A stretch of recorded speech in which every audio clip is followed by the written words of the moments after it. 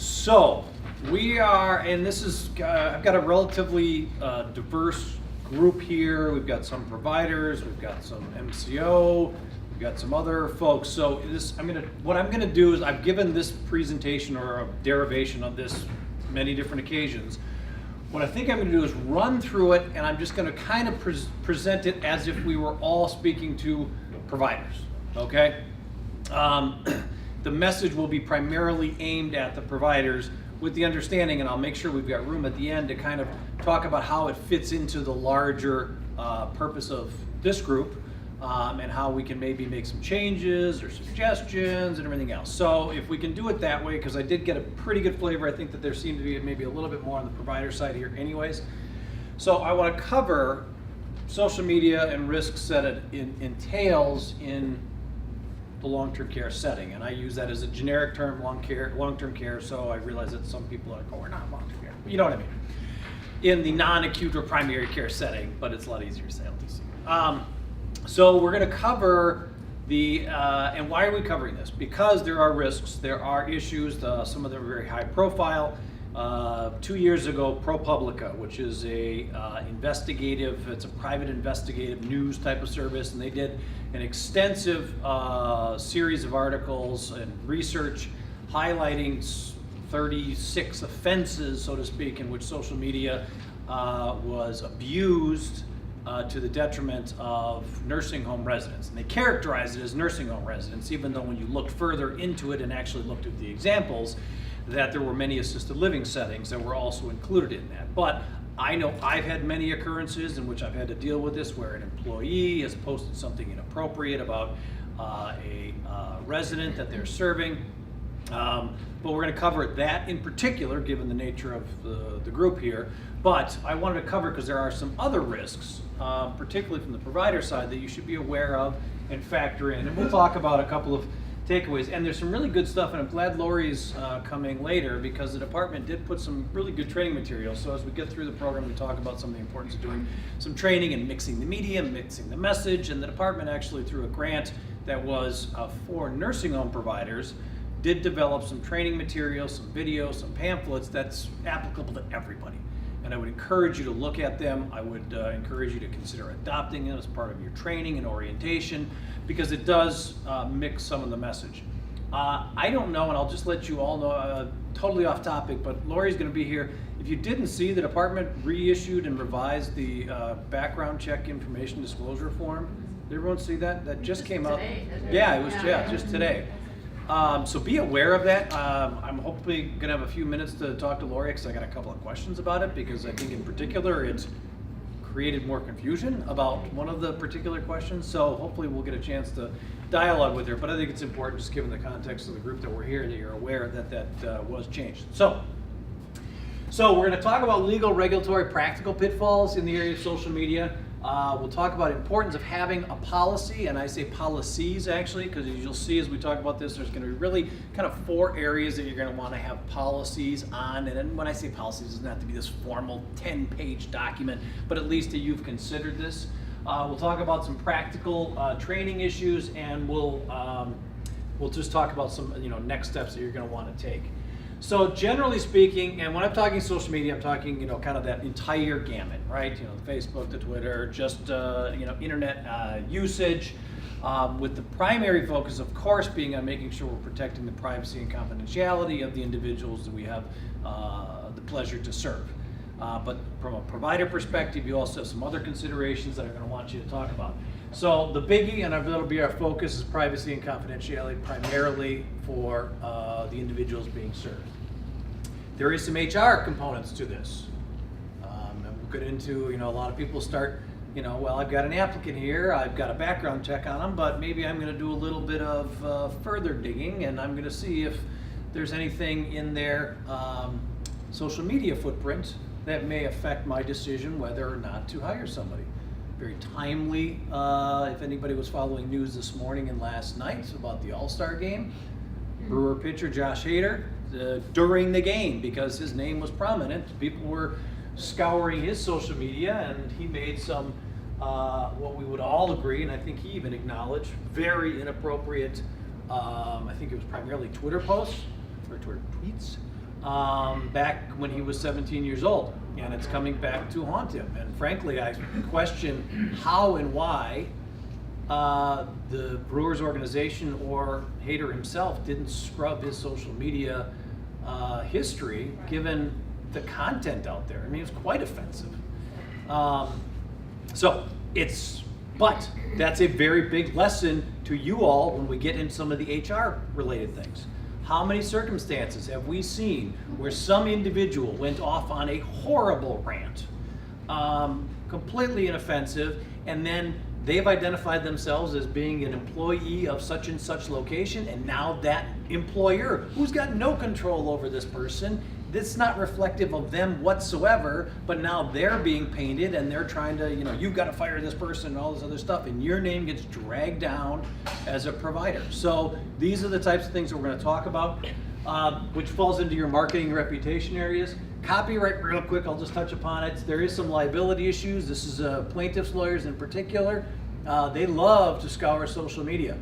I can also tell you, I've also had to deal with the Motion Picture Licensing Corporation, having contacts to providers saying, hey, FYI, we were looking on your webpage and we see that you have a movie night and you should be having a license for that.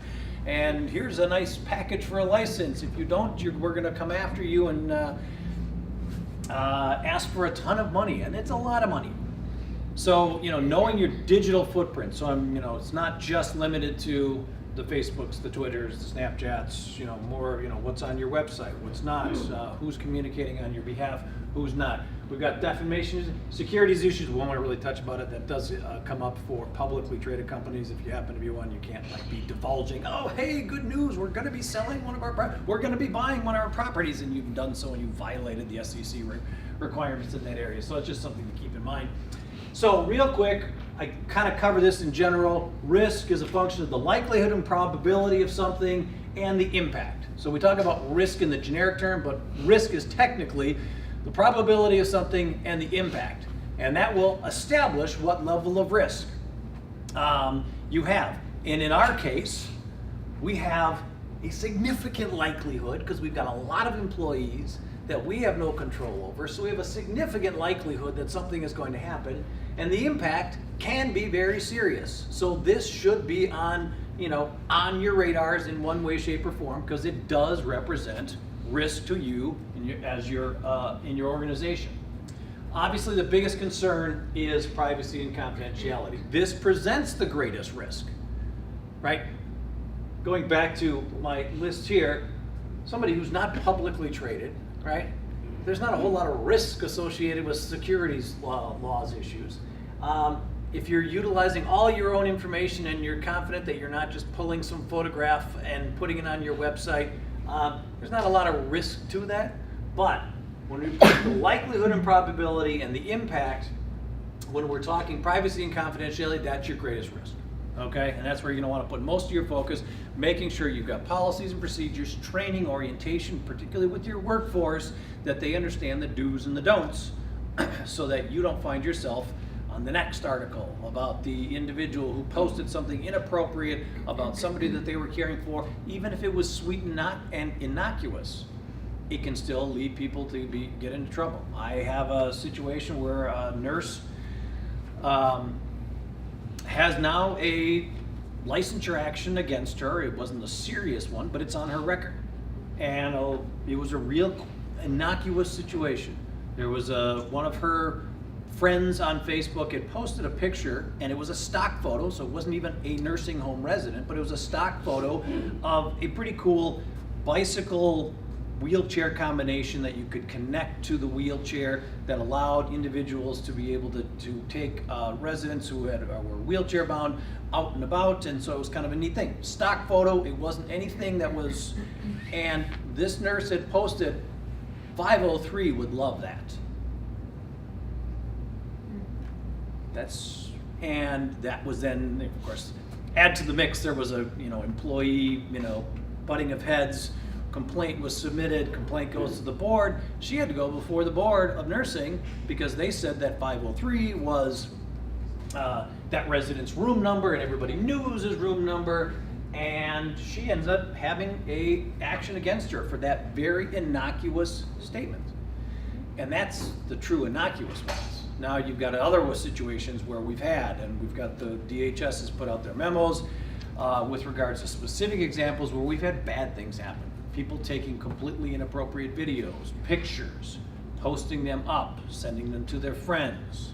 The activity itself was horrendous, which was then only compounded by somebody then taking a picture and sharing it, either posting it or sharing the photo itself. So those are your areas of greatest risk, which can have regulatory impact. You know, you get cited for something like this. We've got HIPAA violations. You don't want to be the one that receives a letter from the Office of Civil Rights, which is the organization that enforces the HIPAA laws, that you violated certain parameters, because the penalties associated with HIPAA are significant.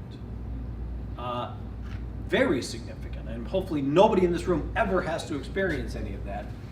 But you know, there's millions of dollars in fines that get issued against healthcare providers in particular. Lost laptops, please encrypt your laptops. That's the biggest area of risk.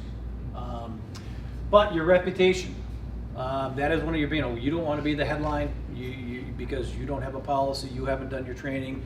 You know, every time you've seen those news stories, right? In the local news, and it always starts out with the screenshot of your facility's signage out front. And that's what the story is all about, even though you didn't do anything about it, but it's sitting there for all the world. And now that's the image that the community has, a negative image associated with your signage. And certainly it gets media attention and legislative attention. Senator Grassley has been banging the gong on this in Washington now for the last 2 years, ever since the ProPublica article came out. We got to have legislation. He hauled in the executives of Facebook and Snapchat. What are you doing about this? How are you not taking action to prevent these things from happening? So it certainly has a lot of areas and attention. Additional concern, and I want to talk about this does represent some risk in your human resources. If you're utilizing searching for individuals and looking at their backgrounds, looking at a little more information about them, this does have an impact on your hiring and firing. In particular, the big issue is you find out something in your search and you say, choose to not hire them. And if they can come back and say, well, you found out, or that maybe they identified that there was something in their post that suggests that they have a certain disability, that then they say, well, you didn't hire me because of my disability. No, it had nothing to do with that. But searching for that, if they identify that somebody's in a protected category and you say choose not to hire them, are you opening yourself up to some sort of a discrimination action for hiring? The vast majority. For me, my general was, if you're looking and say, hey, you know what, I've got an applicant here, and I'm gonna go just see if they are on Facebook, and I find them and there's a picture of them. Okay, you can learn a lot about them. And you can learn about how tech savvy they are. If I can find them, maybe they don't understand what privacy tools are out there. And if you go in there, it's like you see somebody who's got, actively engaging in drug usage. If they're not smart enough to be able to set the security settings to let me on, I'm not sure if I want them working for me. Because now they've created a situation where, their judgment isn't very good. And they're compounding it, and is that somebody who's going to be possibly likely to be, engaging in things that I prefer they not engage in while they're working here.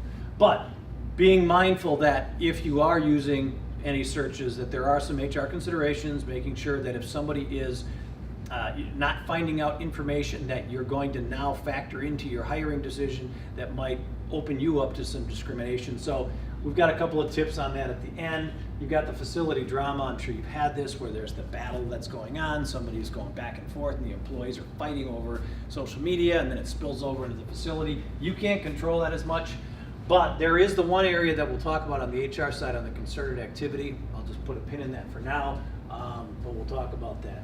Marketing your reputation, I've mentioned this. Who's saying what about you, and what are you saying? And that's one of the areas we'll talk about. One of the 4 policies is, as an organization, do you have an organizational social media policy? Who can speak on my behalf? What can they say? How do they handle, comments and complaints? what is the purpose of our utilization? Are we doing this for facility marketing or our organization marketing? Are we doing it to try to attract more workers? And then obviously in doing so, you're going to want to make sure you're choosing the appropriate platform for that. There's a little bit of concerns about liabilities. So if you were to put on your webpage, we are the best assisted living facility in the state. We guarantee we are going to keep mom safe forever and ever. She can stay here for, and then lo and behold, there is a fall, and and then the plaintiff's lawyers grab the screenshot and it says, you made this representation that you would guarantee her safety or that she could be here forever.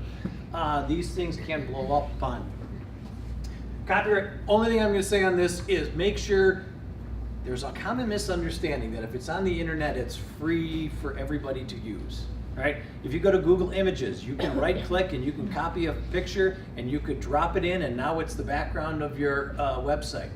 Well, just because you can do that doesn't mean you're entitled to do it. And you could get a letter, and particularly those that have copyrighted photographs, photographers, professional photographers, they will be scouring websites. My sister manages a couple of different associations, and she took over one of the associations, and there was a beautiful picture, downtown Madison, kind of a Capitol view. She got a letter, because she didn't put the website together, but she got the letter saying, I am the agent for the photographer that took that picture, and you have been using that without permission, and you can either pay us $1,200 or we're going to come after you and you're going to have a lot more penalties for violation of my copyright.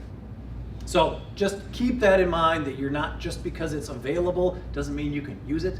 So making sure you've got any of that, and if you're working with an outside provider, hopefully you just make sure that they do that for you. Mentioned it before, liability and discoverability. Plaintiffs' lawyers will scour. I mean, you see this particularly in divorce actions. Divorce lawyers are just all over social media because but it does also come up with regards to, if there's if you get, hopefully you don't have any of that, so we're not going to worry too much about that because I really want to get to the main issue. Policy considerations. Okay, now I've just covered everything, but here we go. We're going to have, in my mind, 4 different policies, and I put policies in quotes because it doesn't necessarily mean you have to have a piece of paper that has this on there. But your first one I alluded to before is your company policy. Your company, your organization, whoever it is, if you are using social media, you should at least understand, all right, why are we doing this? What is the forum that we're going to be using? Who can speak on my organization's behalf? Who cannot speak on our behalf? And do they understand the do's and the don'ts? Okay? So it's, again, you don't need to have a full, but think this out. It's not just, well, everybody else is on social media, I need to be doing it. Well, that's not a reason for doing so. If you want to use it as a means to communicate with your workforce, if you want to use it as a newsletter for the clients and the families you're serving, if you want to do it as a recruitment tool, there's different kind of plans for that, and certainly different kind of rules for that.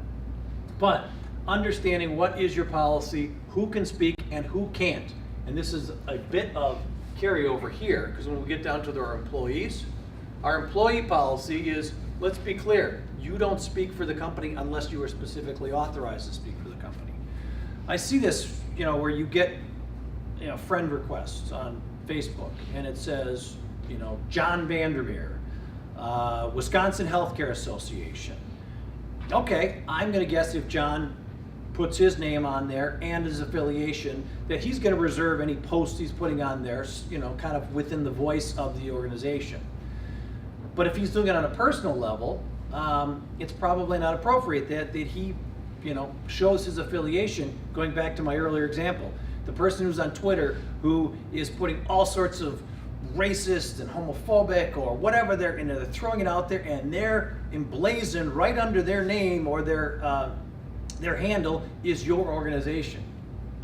Now that's going to be attributed to you. So that kind of gets into the who can speak on, who can't speak on, and making clear as part of your orientation and training. So first one, company policy. Second one, your employee do's and don'ts. Your policy. This is an area all your attention, frankly, should be probably focused in on this, particularly given the forum we're in.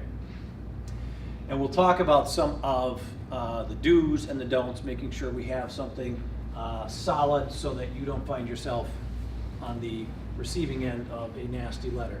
Human resource, I won't get into it much, but this is if you're utilizing searching of social media, making sure that the individual who's doing so understands there's certain rules of the road. Easiest thing, and I realize you're not all large enough, organizations. If somebody's actually going to, if I'm going to, hey, I'm looking at a candidate, and I'm the one that's going to be making the hiring decision. If we're going to, as an organization, do a little bit of scouring and searching, I'm going to say, John, it's your job to go look. If there's anything relevant to the job that you uncover, then please bring that forward to me, okay? Because he might find some stuff that's not relevant to the job. He may say, oh geez, I saw there was, the individual had a cane in a picture and I didn't realize that maybe they had some physical limitations. And he comes to me and says, hey, FYI, we may have to do some accommodation that is not going to be particularly helpful or possible for us, so maybe we should just take a pass on this one. No. So I say, John, if you're going to be doing it, only bring forward that information that is relevant to my decision. So if John goes on and this person has no security settings and they've got, photos of them doing bong hits and all sorts of other stuff, that's the kind of stuff that, I kind of might want the information. Maybe that's not the right candidate for the position I'm looking for because they, A, broadcast that they, use illegal drugs, and B, don't have the wherewithal to put some simple security settings on there that might be helpful. So that's all I'll really talk about for the human resources, because I want to focus in on this, and I want to focus in on family and residents. This wouldn't be a policy necessarily. This would more be in the area of kind of your handbook or your welcome, your introduction, to be able to also communicate that just as we respect the privacy of the clients we're serving, it's important that you as a family or a client, that you also appreciate, and this is really particular in residential settings, because the photograph that I'm taking of you right here captures everybody else in the background. And maybe I'm just taking the picture because it's your birthday and I want to post it up, but now I've got everybody else in the background and I didn't get the okay from anybody else to take the picture, much less to turn around and post it up for the world. So, and it's a nice, easy one. You can wear a white hat on this type of issue because you say, hey, look, we take your privacy and confidentiality seriously, so we have our own rules, but we also ask that you, as a family or client, that you're also respectful of those around you, and that we ask that you refrain from taking photographs without explicit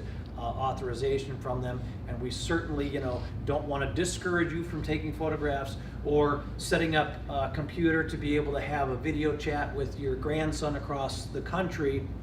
But please be mindful and put it in such a way as we're not capturing anybody in the background that hasn't given any authorization. It's an easy ask because you're coming off as, hey, this is an organization that is respectful of individuals' rights, but we're also kind of saying, look, please, please extend that out to others. So that's an easy one. Less easy, in the same vein, is the family who puts the hidden camera in somebody's room. But that's where we can go back and say, you know what, we have this policy here that we ask that there be no unauthorized photographs, videos of individuals without permission. Now we can have a dialogue about that, about do you really need that here? If you got concerns to that level, I need to hear, because that's a pretty drastic step you take. We're not really clear on where we stand in Wisconsin, whether or not somebody could be prohibited from doing so, or if they could be, or if they have an absolute right to do so. We won't get into that today, but going back to that risk analysis, I think, based on the different organizations here, where is your greatest opportunity for risk? I would think the vast majority of you is going to fall into this category, which means this is higher up on your things to do list to review and revise. You probably already have policies with regards to resident and client confidentiality and privacy, but if it hasn't been updated in the last 5, 7, 10 years, I'm pretty sure it's not going to have explicit reference to please do not take photographs because everyone's carrying now a camera. I mean, that was 5, 7 years ago, right? Where suddenly every phone has got a camera in it. I remember when it came out, my brother-in-law, who was kind of a techie, it was probably at least 10 years ago, he's like, oh, I got this new phone that's got a camera. And I'm like, why would you need a camera on a phone? That's the stupidest thing I've ever heard of. I mean, it was. I'm like, I don't understand. Why would this be? And this is one of those, fads that's going to come and go. Now it's full HD video, which we'll get into some of the do's and don'ts on this. And I'm already recognizing I'm going to fall or run out of time here, so I better kind of keep moving. Company policy, I'll touch upon it because that's not going to be our area of focus, but it's part of your larger marketing and communication effort. So if you've got marketing, and marketing is marketing for your company as a whole, marketing for recruitment efforts, whatever, make sure you build it in as part of it. It's not just freestanding. Oh no, that's the social media people. They don't integrate with everybody else. Make sure you target your efforts. If you're looking for improving your workforce and bringing more people in, I don't know as if Facebook is the best place for that or not. I mean, it depends. Is Twitter the best place for it? Is LinkedIn, depending on what what category of individuals we're looking for, and any of the other ones, Snapchats and all the other stuff. So focus your efforts on what is our purpose, and then what is the best vehicle to achieve that purpose. And then from there, we identify who controls the accounts. This may fall into a job description. And the other thing who controls the accounts, but who controls the passwords? Hey, you put a ton of time, we've got a great traction, we've got all sorts of followers, this is really helpful, we're getting some hits, people are following up because we've been doing some outreach, and I've actually seen a slight uptick in the applicants that are coming in. And Sarah's done a great job, but Sarah and I had a falling out, and she decided she's going to quit, and she left with the passwords. And so now we have no way to maintain that account, making sure that it's clearly a facility or organizational account as opposed to one of your individuals using it. And there are good organizations out that are using this. I follow Brookdale, for example. Brookdale Senior Living, they do a really good job with their social media efforts. It's kind of a nice mix because they're sending out a positive image of their organization, but also reaching out to the workforce too. It's kind of a twofer. If you've seen any of their ads, I thought they've done some really good stuff on their ads. There's some TV ads that they run. It's really intended to be, hey, this is a really good place to come and live, but they're using their workforce as part of that message, which I think the subtle is, hey, that might be a really good place to work too.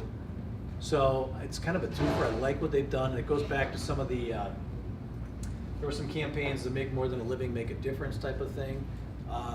Or even, like the armed forces, the best job or the hardest job you'll ever love or something like that. Again, I'm getting off topic, which I tend to do, by the way. When I give these presentations, it's normally a couple hours, and then we go off and swap stories left and right. So a couple of things in your company, I mentioned before, limit the voices of your facility, making sure that those individuals understand the medium, the privacy settings. This isn't just assigned to somebody who's got a few minutes of extra time a month. They understand the do's and the don'ts. They understand even the simple things of, what is retweeting versus forwarding versus hashtags versus blah, blah, all that other stuff. That they understand the do's and don'ts. I mentioned about the copyrights and giving attribution for certain sources, and making sure that person has the right temperament. It really comes down, particularly when there's comments. Okay, I've had this. There was a nursing facility I was working with. There was a resident, a much younger resident, who was displeased with his stay at the facility and had lots of problems. And he took a video of what he purported was a staff member that was sleeping. He took the video and posted it up and said, and all sorts of nasty, horrible things about the setting, and it just kept going. It went viral almost, where it was being forwarded, and the facility did not have a response. They didn't know how to respond, and the simple was, hey, I'm really sorry. I mean, to the extent you're doing it in public at all, really sorry the experience you had here. More than happy to meet in the administrative office tomorrow to discuss your concerns. So A, you've responded, B, you've invited them, and C, that at least anybody who else is seeing this sees, hey, this isn't a facility that's just letting this go, and that they dispute it too. I believe actually, and that particular situation was also, they included the Department of Health Services, and I think it resulted in a complaint visit. I don't think it's probably outside of your area, Lori, but yeah. Yeah. So it does get to the whole issue of, do we allow comments? And if we do, how do we respond to those comments? And we think about that in advance, as opposed to, oh, shoot, we have a really nasty situation we got to deal with. Let's think about that in advance. It's kind of right here. Think about it in advance, don't do this on the fly. Employee, we've got a policy in this area. You should have a policy, a handbook of some sort for your employees that we incorporate the do's and the don'ts. It used to be, and I'll tell you why in a couple of slides, it used to be that I would love to say, look, your policy should say employees don't talk about work online at all. That's the simple solution, right? Unfortunately, you would run afoul of the National Labor Relations Act in doing so, but there's some clear do's and don'ts. We do not take photographs of any residents or clients without your having the specific authorization to do so. And that authorization comes from the company, not for the resident. Oh, sure, you can go ahead and take my picture. No, no, no.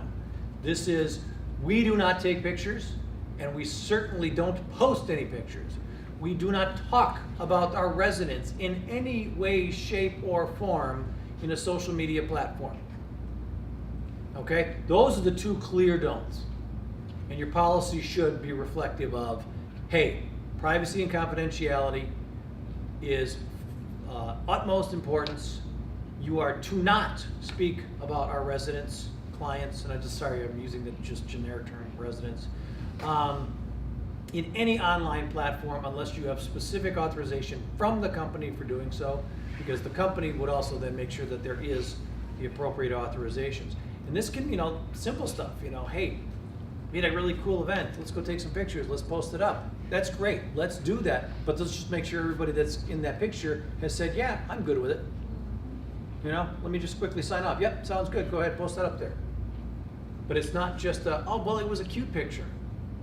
Cute picture, nobody gave and we gotta remember, particularly for the frail elders that we're dealing with, they didn't grow up in the same fishbowl. I mean, I'm looking around the room, we're all, generally of a younger generation or two, where it's a little bit more common that, hey, I'm not particularly offended if I'm captured in the background of a photograph on something, as long as I'm not doing something stupid.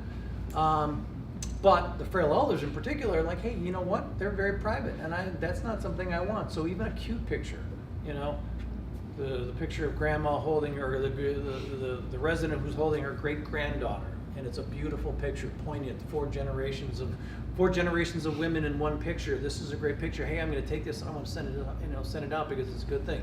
Maybe it is a good thing, but let's make sure that the residents got the okay on it. So, but your policy, you should have a policy in your handbook, however it is.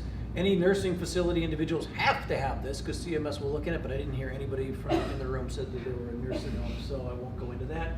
We got our explicit do's and don'ts. And don't expect, if you were to say, hey, you know what, if you're working here, I don't want you on any social media. All right, good luck with that. It's not going to happen. So accept that reality and then just say, hey, let's be clear on some do's and don'ts and explaining the ramifications of a violation. And those ramifications are going to be discipline internally, likely having to make a referral to the Office of Caregiver Quality, and the consequences of when they get the letter from OCQ to respond to the complaint that was lodged against them, which we'll get to that video that DHS has put together, which is a very helpful tool in communicating that. Oh, and then make sure we've got training. So we review our handbook, our policy, we got our do's and don'ts, and make sure we've got training. So orientation, where we instruct people on this, how are we doing it? And I would suggest that that's a training that's not just a one-shot deal. That would be something on an annual basis, on a every so often as needed basis. We talked about this. Talked about the risks. Your biggest issue is phones. So the simple answer is don't let people have their phones on them, right? How well does that go over?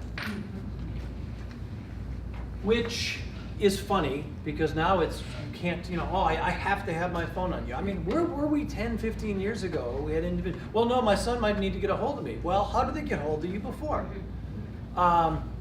My general rule in this is, because I think it's probably a losing battle to say no phones on your person while working, but I think it's no phones out while you are working. You can't restrict them when they're on, say, break time. And, if I see it out, there will be progressive discipline, because that's where we have problems. Problem multiple levels. It's not just because somebody's taken a picture accidentally. You know, hey, I'm helping Mrs. Smith. She needs some assistance with toileting. And here, I'm helping you. Oh, hang on a second. I got to respond to this text. Ping, ping, ping, ping. Mrs. Smith falls off, bangs her head. Okay? Never mind the fact that you're paying them to work and they're working, they're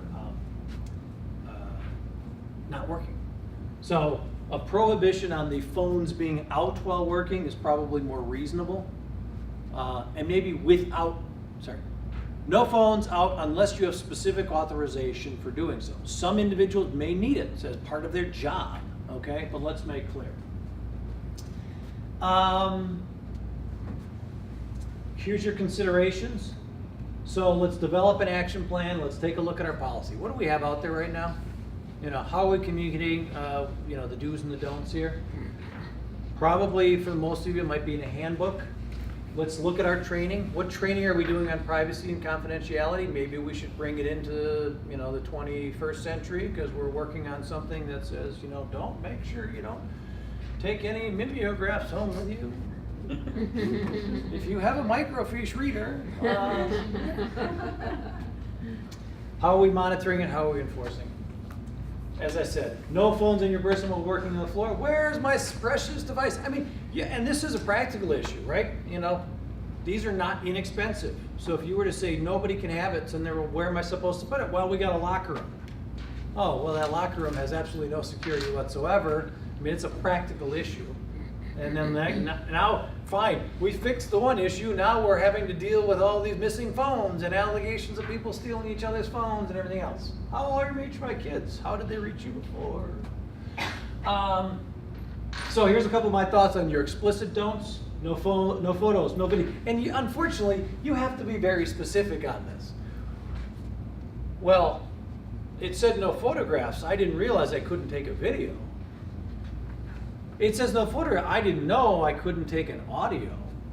So make sure we're, including but not limited to photographs, video, audio recordings related to a resident without specific authorization. We shall not have any discussion of residents online. Nothing about diagnosis, nothing. Frankly, don't talk about residents because those conversations can very quickly turn to something, and I used to have an example of a fictitious scenario, but you could very easily say, Mary comes home from work today. She goes on Facebook, boy, I had a really tough day. One of my favorite residents died.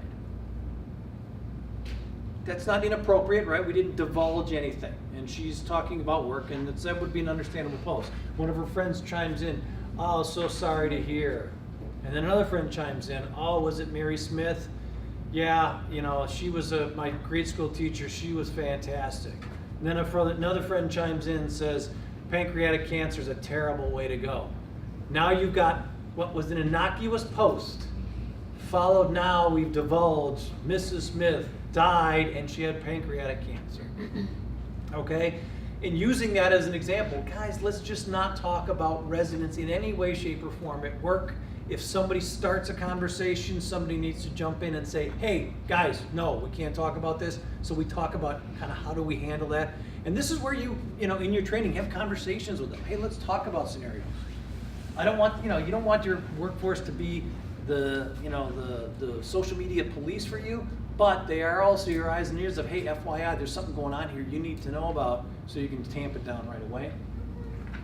But another don't we didn't talk about earlier, but you are not to speak on behalf of our company, okay? If you are on your individual account, you do not speak, you do not represent, you do not hold yourself out as a representative of this company, because that's where you get into trouble, where somebody's going crazy and they're shooting all sorts of stuff and suddenly it blows back on you. It's like, oh, great.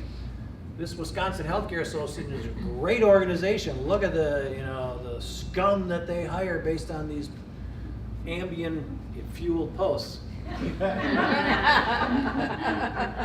Sorry, that was the what's her name?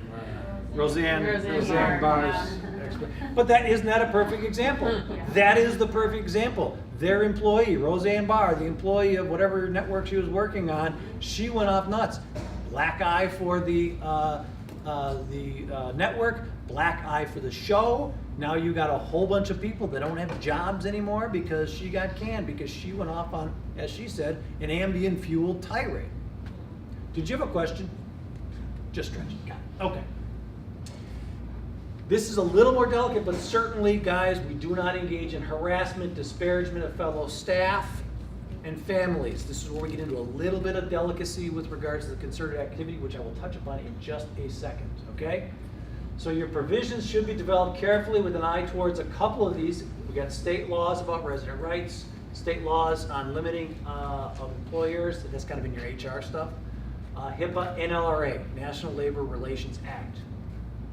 So going back to the very first time I gave this program, I think I probably even said, hey, your policy should just say no talking about work online at all. Okay? I can't say that now. Because since that time, the NLRB,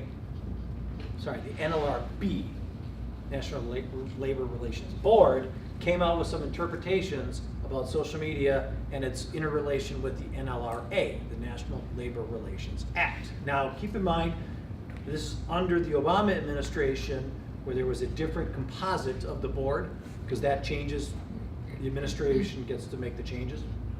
But generally speaking, and I'm not going to go into excruciating detail, you can look at these slides and look up the references you need to. You can't have a policy that says don't talk about work, because the NLRA protects individuals it allows them to engage in concerted activity. And everyone thinks, oh, we're not unionized, this doesn't affect us, okay? No, this affects everybody, because the concerted activity is two individual employees or more that are engaging in a dialogue about workplace conditions. And that is protected activity, because they can't be prohibited from voicing concerns about workplace conditions. And so you had some examples where somebody made a really pretty nasty thing about their employer, but they were griping about the conditions. They're making us work late. They're not paying us the overtime. They are making me do double time. And so they got terminated for the inappropriate post, because probably had a bunch of nasty language in it and disparaged individuals. But then they filed a complaint saying I was engaging in concerted activity because some of the friends that I had on Facebook in particular are my coworkers, and we were having an exchange about our workforce conditions. And that was protected activity. And so, there's been a lot of fluidity on this. If you're really interested, there's a whole bunch of white papers, but even those are not great because they were written under the prior administration. There has been at least some sanity, even under the Obama administration. The first white paper they put out threw everybody wait a second. It all but said, you know what?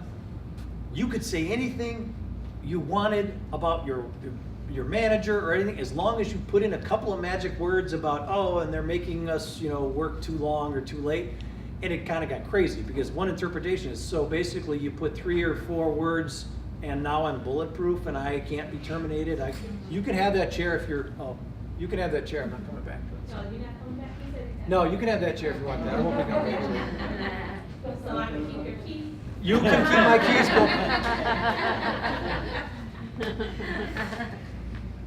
So I don't want to go too many. Just understand, this is where we have you don't want to have the don't talk about work in there. It's just, please refrain from any conversation about residents. Please refrain from disparaging your colleagues and your residents, no photographs, et cetera, et cetera. You can read all this, you can get into it. This gets into far greater detail than I was ever really intending for this program.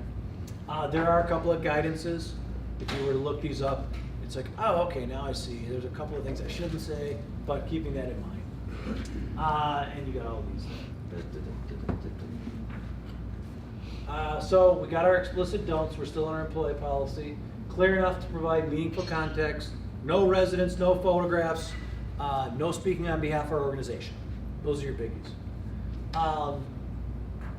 And also, there's a couple of other wrinkles on the wage and hour issues. You can say you shall not use social media while at work, or you shall not use your phone while at work. Understand that you can't limit them. You shouldn't put at the facility. It's like, while you're on the clock. And I say the facility, understanding that not all of you have a facility. But you can say, look, because you can't limit somebody's activity when they're on break. That's their own time. So just keep that in mind as part of your overall prohibitions. Making sure your trainings, okay, so we've got our policy, we've looked at our handbook, we've made some changes. How are we training this? We've got orientation, we got ongoing stuff. You got some challenges, particularly when you're dealing with the younger employees, right? They grew up, anybody under say 30 has grown up in the fishbowl of the internet, phones, cameras everywhere. They don't care about photographs of them and even photographs that aren't positive of them. How do we get the message to them that, look, this is important, you can't be doing this? On the other side, you might have older workforce who maybe don't understand the rules of social media, and they're, anybody had that where, when your mom, that's always the worst, right? Your mom sends you the friend request. It's like, oh. And then they, start like sending messages, but it's going to everybody, and they're thinking that they're just having a personal dialogue.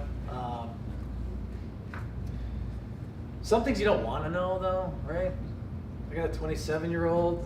Every so often it comes up in my feed. Hey, I'm like, nah. I'm not going to invite him or have him invite me. I get all that information indirectly through my sisters. So. And he's old enough. He's an adult, for crying out loud. Maybe in a couple years I'll, jump in. But I'll let him be young and fun still. Make it relevant to your audience. So think about, if we're talking to the under 30, hey, let's talk about this. And mixing the message. Here's my general thoughts. Because what's going to resonate with you is going to different than what's going to resonate with you and you and you. Mix the message. And a couple of different. I would start with, let's make sure that we all understand that we're doing this to protect the rights of the individuals that we are able to care for. And maybe we need to say, look, I realize you're 23 years old, but let's think of your grandmother, your great-grandmother.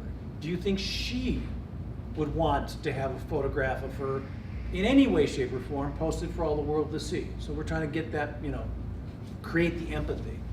But then we'll also, mix in and look, I don't want to have to take disciplinary action, but I'm telling you I will. If you violate that, you are putting me in a jam, and if you violate this, there will be discipline. And then, let's further reinforce it, and if I have to get to that point, I will, and I am obligated to report you to the Department of Health Services, and that may result in a finding against you, which may inhibit your ability to work in this setting, at least for the next 5 years. And in some cases, you'll never be able to work, say, for example, in a nursing facility. So we have this in written form, we have this in communication, we have it maybe in video form, and I'll get to it in a minute, but the department has put together on exactly that. The videos, who's seen the video the department's put together? It's a nice, it's a little bit hokey, but that's kind of, you have to do it that way, right? But it's an individual who, sees a gentleman who was reading a book and fell asleep, and it's kind of a quaint picture, a nice blanket on him, and and she's like, oh, this is a cute scene, I'm going to take a picture. And she's about to take the picture on her phone, and then the narrative kind of flashes forward about how one employee sees the picture, and oh man, he knows what to do. And he goes to the manager of the facility and says, hey, FYI, and then that person has to call in and look, getting the finger wag, and then it shows the manager having to submit to the Office of Caregiver Quality the complaint that was issued against this individual, and then the person goes in the mailbox and opens up the letter from the departments saying you need to respond to this, and it can result. It's two things. Number one, it's reinforcing, hey, this is why, this is serious stuff. This isn't just a matter of, maybe you don't care about my facility or my organization's reputation. Maybe you don't care as much as I do about respecting the rights of the individuals, but I think you might care about your ability to actually be employed in the future. And so let's talk about that. So see what I mean? We're mixing the message because something's going to resonate with some people more than others, but if we send that message in a couple of different ways, we reinforce it. Using different mediums too. The younger workforce might respond better to seeing it in that video format. Oh, light goes on. You know what? I hadn't thought of it that way. And then maybe mixing it up and over again. So let's go flash forward. We do our training, and somebody still violates it. Well, quick, let's redo that training again. Well, maybe that training didn't work very well because somebody just went ahead and violated. I talked about at the beginning, the ProPublica articles. Almost every one of them, because they go through all the, here's the narrative of the photograph or the video that was taken of an individual, da da da da, and most of them have a response from the facility involved. Almost every one of them says, we have a policy against this. You know, they're defending themselves. This occurred despite our policy. So don't expect just to rerun the same one, particularly if you're having ongoing problems. Now, certainly some things aren't going to sink into everybody, and look, no amount of training is going to, you can't train against stupid at some point, right? Or you can't train against somebody who's truly malicious. Right. And at that point, you know what? We don't want them, and I know it's easy for me to say because I'm not the employer here, and I'm not the one who's trying to fill these positions. But at some point, some individuals don't belong in the setting. They are not caregivers. They should be out there working, making widgets somewhere because that's better suited for their type of personality. But again, that's real easy for me to say as I don't have the shifts that you guys all have to fill. Make it relevant. So your training, make it relevant, mix the message. I just talked about that. Use empathy, talk about consequences, internal, discipline, external, having to refer them to the Department of Health Services. Talk about that example that I use. Guys, look, even the innocuous post where you've made some vague reference to a resident can go from no PHI, no protected health information, to full diagnosis of the individual. And now we've got for all the world to see that Mrs. Smith died of pancreatic cancer. Mix up the medium, written, video, fist, finger wagging, empathy. You got this. The one, I always get this question, so I put it on my slide now. I always get this question.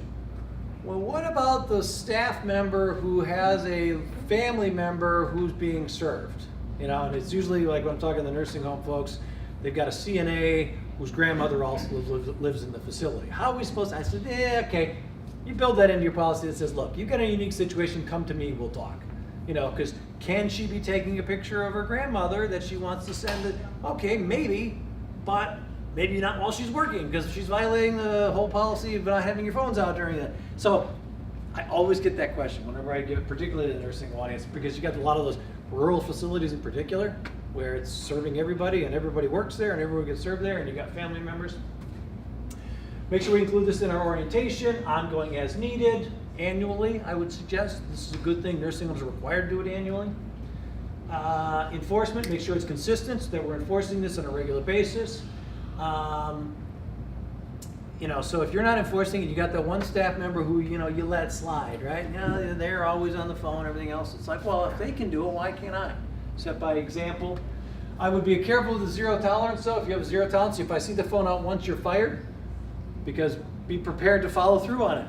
And your best employee who took up, look, it was an emergency, I saw it was my son, he called me 5 times in a row, and when they call me 3 times in a row, I know it's something important, I took a real quick call, and it's your best work, and you say, well, zero tolerance, you're fired. Sorry, I've got to set an example. No, that's why we have progressive discipline anyways. HR. I won't cover this too much, but this is that whole issue that we talked about with regards to if you're using social media as part of your screening process. It's really more of a do's and the don'ts. Probably my biggest message would be, if you do, make sure the person who's doing the looking is separate from the person who's making the ultimate decision. And it just says, look, you go and see if you can find something on this person. If it's relevant to the work, then yes, bring it forward. If it's not relevant to work, then please don't let me know because I don't want to have my decision potentially influenced by information that you gained.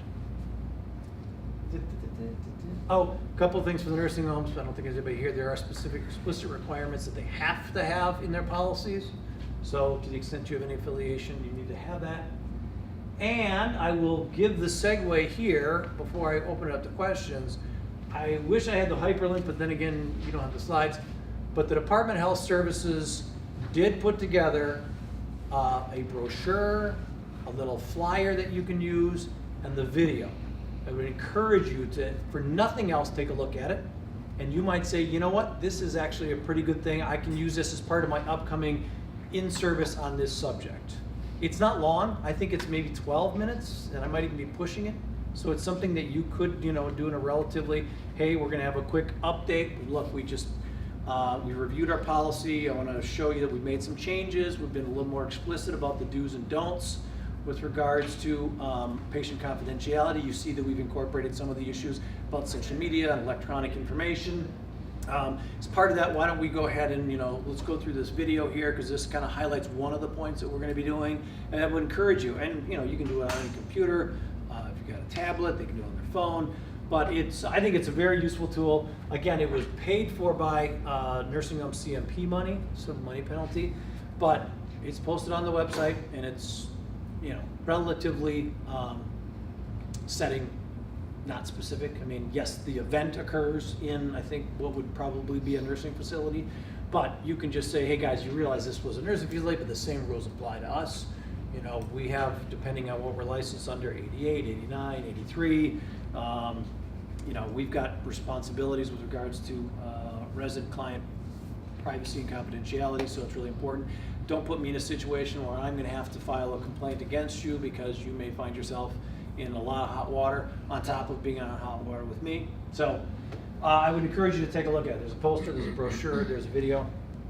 And so I've covered a lot in a very short period of time. Yes? I have a question, right? Yes. You remember you spoke about what if an employee worked there and they had a resident that was a family? Okay, so what if they were on their off day and they came in to visit that resident and still took a picture? Would they still be responsible underneath the not taking the photos and things of that nature?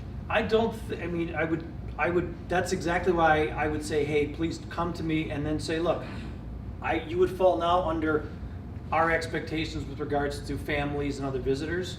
So I'm not gonna say you can't take a photograph of your grandmother because you're not working, but also let's make sure that we're not doing it where she's sitting here and all of you are other residents. So yeah, it's always hard, and that's where it's like, hey guys, let's just, if you've got any questions, come to me first, so that way we can talk about this, because, I don't want to be the one that says, if you're the manager, I don't want to be the one that, prohibits you from having interactions that we would all want and encourage, but let's just make sure that we're doing it right, just like if we were another family member. And also that allows you to make clear to the rest of your workforce that, hey, this is different. A, she's not working. B, she came to me and discussed this.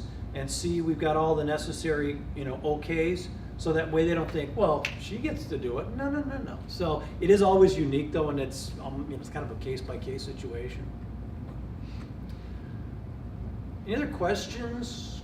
Yes. So this is kind of from a past role. I used to be a director at a summer camp for people with disabilities, and a lot of very, very young staff that asked a lot of complex questions that I wasn't always even prepared to answer, that were like, well, what if I share a picture that you have already posted on our organization Facebook page?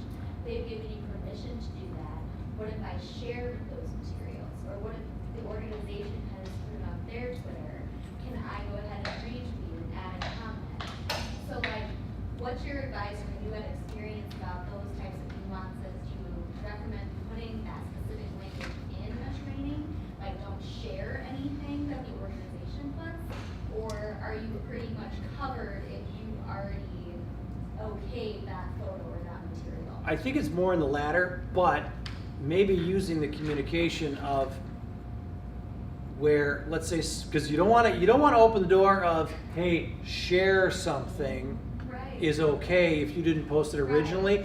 Right. Because you almost have to go back to the original source, right? So if one employee posts an inappropriate, unauthorized photograph, and you've somehow communicated that, well, if you didn't post it initially, it's okay to share. Right.